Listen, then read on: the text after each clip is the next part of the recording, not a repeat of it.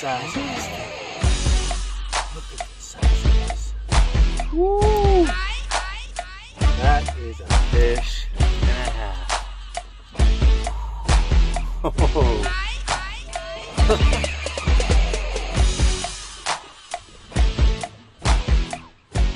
Welcome to the channel.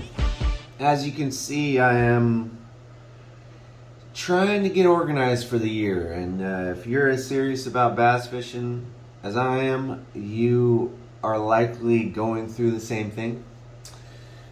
That's not what I'm here to talk about.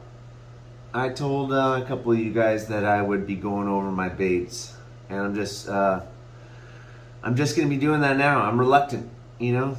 Nobody likes telling people their secret weapons, but I'm gonna just do it and hope some of you guys use these tips and catch yourself some big fish. I mean, that's why I'm doing this. It's not like I think I'm gonna be famous or I'm gonna make a lot of money. I'm just I love fishing enough to sit here and talk about it into a camera. All right, and I'm happy to help other people who are trying to figure out these fish the same way I am. These tips, these baits that I'm about to go over are my top baits for March and April, early spring. And these are the only baits I grab before I go out on the water. I'm not even organized yet. These are the baits that I grab, setting all this stuff aside, and that I go out and I actually catch these big fish using. So I'm gonna go over them right now. No particular order. I'm just gonna pick one, talk about it for a minute, and then explain my thinking. First one, chatterbait. This is a jackhammer. This is a new color I'm trying out because I fished some dirty lakes. But just the chatterbait in general, and I would say I use black and blue this time of year more than any other color. This is key. Fishing laydowns, brush piles, buzzing them by, things like that is a good way to get these fish to come out and smash. It's just, this is the trickiest part of the year to try to get these fish enticed when they're just getting out of winter. But this does an amazing job doing it. I was told about this years ago, and I was fortunate enough to get hooked on these early because this is the reason I had my first PB, and I think that was my PB for the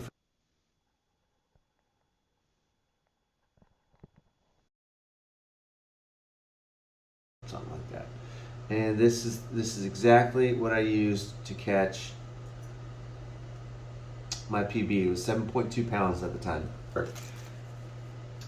Jackhammer, they are great, but you don't have to spend the extra money. Side note, just get a couple customs. I lose them too much. I fish them in cover. It's not worth it to me. I only really throw a jackhammer in open water where I know I'm not gonna lose it, or shallow water where I can go get it unhooked. Other than that, just throw I would get your 1/2 ounce chatterbaits custom because that's when you're fishing a little deeper, harder to get it out when they get snagged.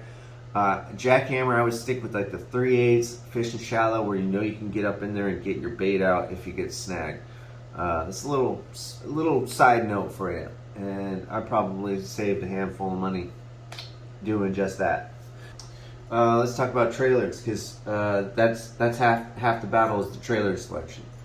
So what I use is this one you see here is actually called Big Bite Baits Tour Series, and they're Kamikaze Swimmins. This is a new bait I'm using this year. They're deadly. I already caught a nice 4-pounder last week using this.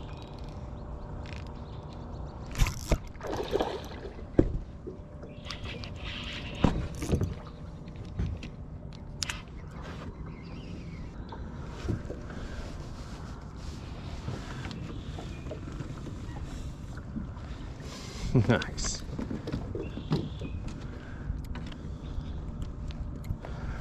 All right, first fish on the boat. Very nice.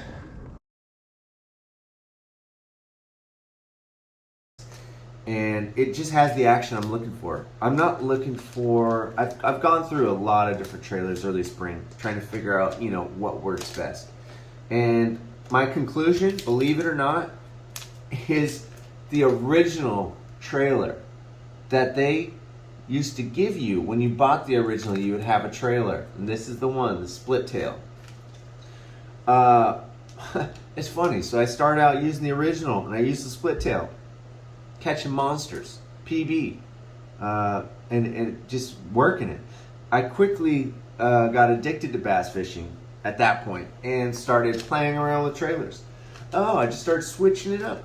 And what do you know? I'm using things that I wasn't using before, and I'm not getting bit as much. So I went full circle, tried all these trailers, and then ended up going back to the split tail, which is funny if you think about it.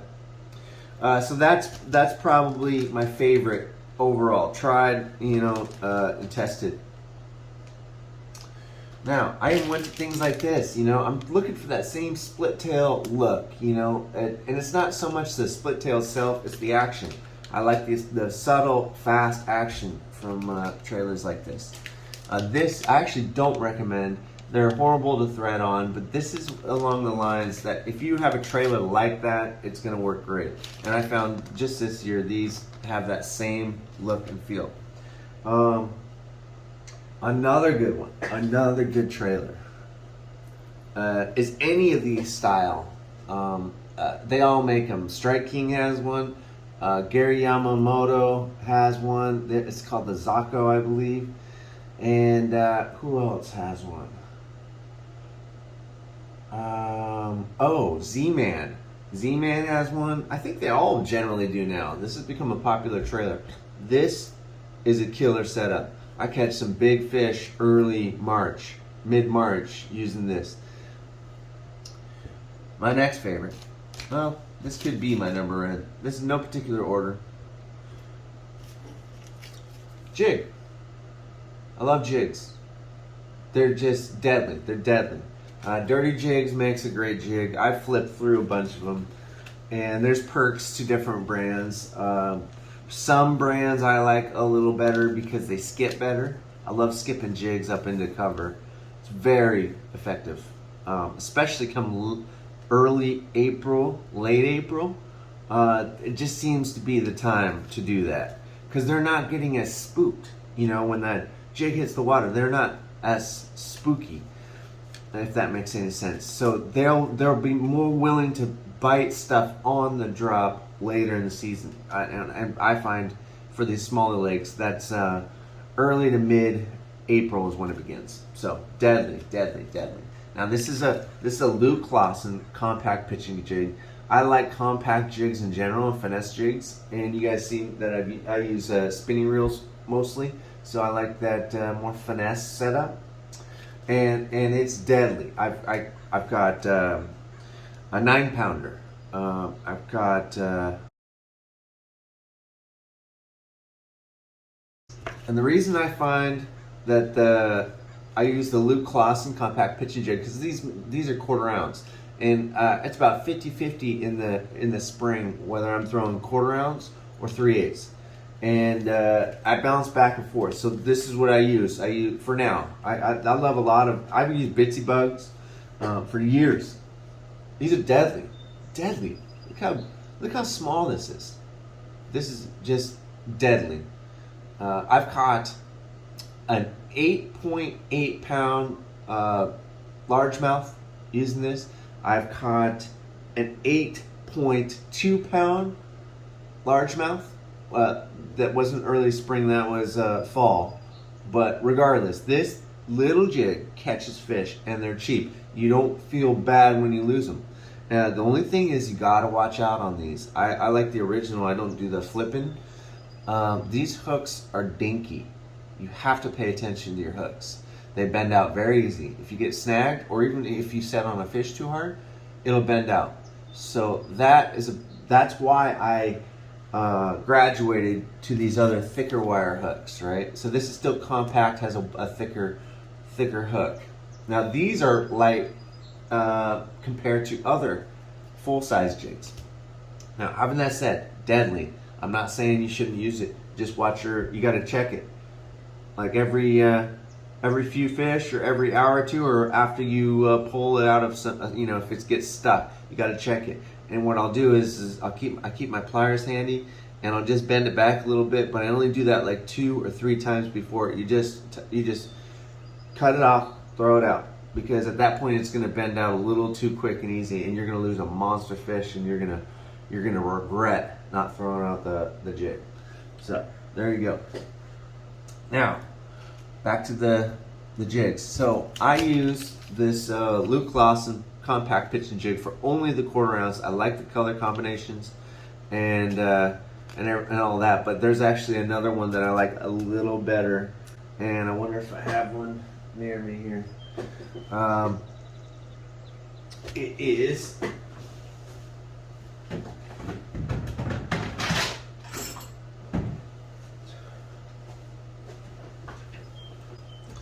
bust out the jig box so I can get the name right. Oh yeah, you gotta love it. See, I still throw these bits of bugs. They're still in my box right here.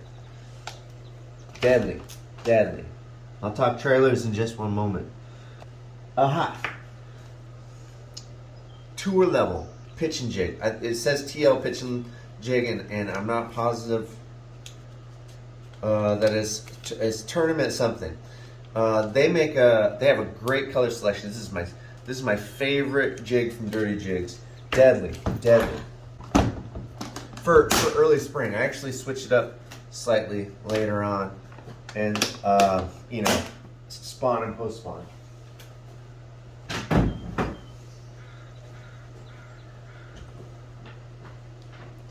Enough about jigs. Let's talk about the trailers. Trailers are pretty important to me, and I found I'm just real straightforward. I don't try to complicate things more than I have to, so I only have a handful of trailers that I use, and they're effective. I mean, it's been proven. So one that I really love, I started using these last year, are the chompers. There's basically a double-tailed grub. You can use the Gary Yamamoto ones, and I believe they're even a better deal through Yamamoto. But I use these chompers. They scent these pretty heavily with garlic, and they look good and they feel like good quality. So I use that. And there's a color that I love right there. It's the green flake. I'm a big fan of amber green flake, especially for smallies later in the year. But yeah, deadly. Anything like this will work. If you're new to bass fishing, here's one. So you just find one, just like this. A lot of brands make them. Doesn't matter what brand. That's the style I like, because pairs up perfectly with a compact style jig. And if I had one handy, I would show you right now, but I do not have one handy. It's in my jig box. All right, my other favorite trailer and jig. Why not? This is a finesse jig. Pairs up perfectly with a baby craw.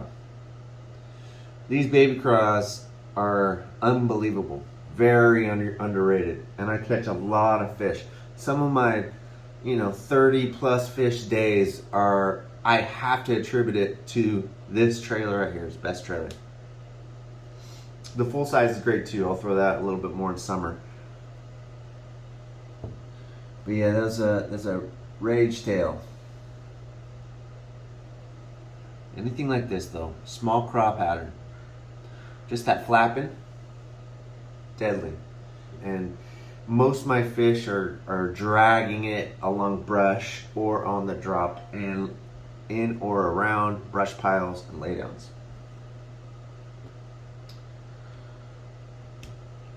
Next one. Owner Beast with a swim bait. And I'm not terribly particular about who makes these hooks, but in general, just think paddle tail swim baits. Kitech, I believe, is the best. I use the fat swings. And there's another one I use too, and this is the D Walker. Just the trailer. Yeah, I use the D-Walker, and these hold up a little longer if I'm fishing heavy cover or catching a lot of fish. I'll just switch to this if the fish aren't as selective, and they just hold up. I mean, they don't get ripped up nearly as easy. They're a little pricey, but it's worth it. I don't like fussing with my trailers when I'm in the middle of catching fish. Next one on my list. Senko. I don't throw them very much in the spring, but when I used to, I can still catch fish. My dad does.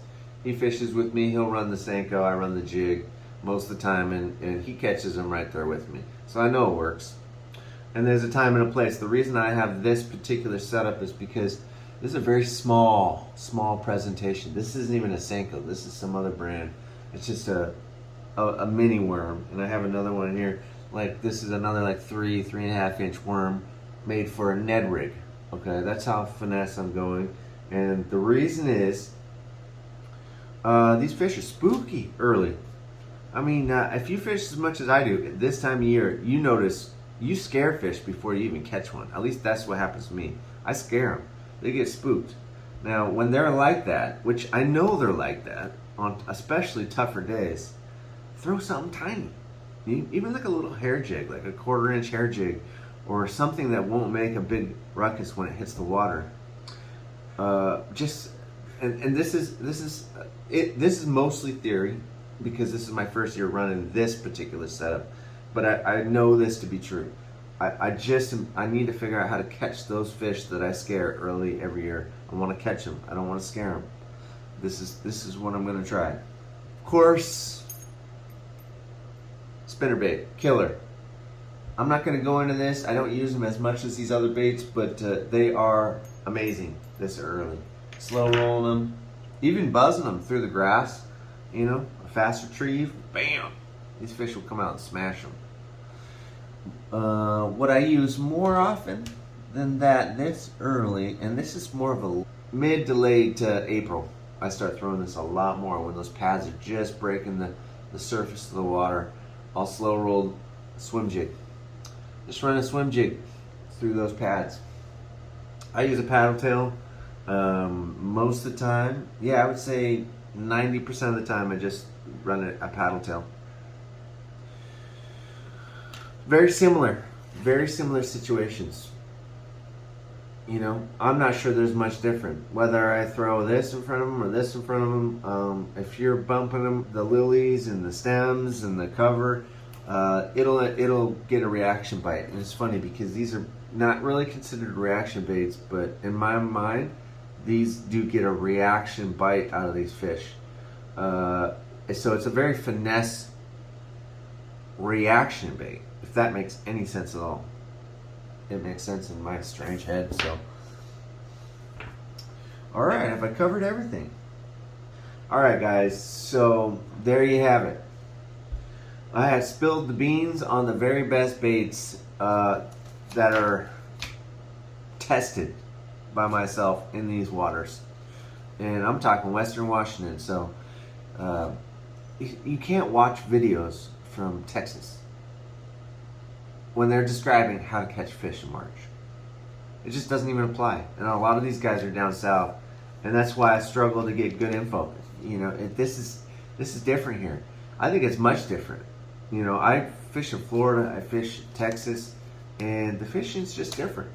This is a specialized bait selection for small lakes in Western Washington. That's what I fish mostly this early in the season. It's just small, but I don't even get the big boat out. You know, I just jump in my Livingston, tootling around these little lakes, and I find that those fish are starting to bite first, and they're a little easier to find. That's the other thing. You can cover a good chunk of a small lake as far as shoreline in one visit. So there's a huge benefit to that. And then water temps warming a little quicker. There's some factors involved, but that is the other. I would say that's the second most important factor when catching fish this early in the season is lake selection. I kind of wanted to make a new video just for lake selection because I can't tell you how important it is to find yourself a good small lake that produces early in spring. It'll make your spring. There's nothing like catching these fish in March. There's nothing like it. And April gets a little easier, and I used to consider April early. But there you go.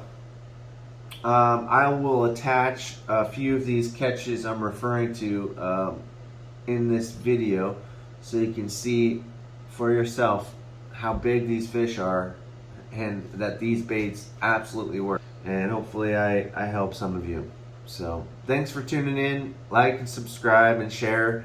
You know, anything helps. It'd be nice to build my channel, but it's not like I'm doing this to be famous or to get rich. So it is what it is. But yeah, if you want to be helpful, go ahead and share this with a friend.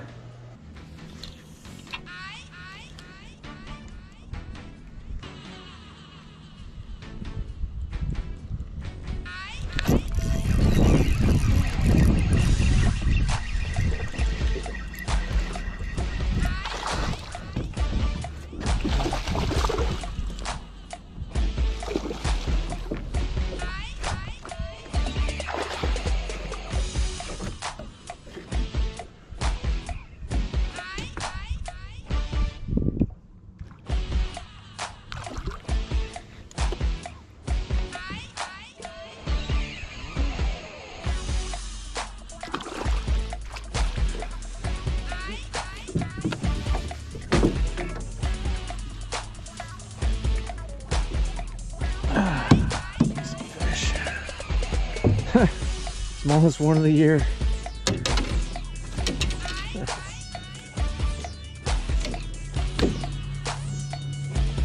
Like a blue jig.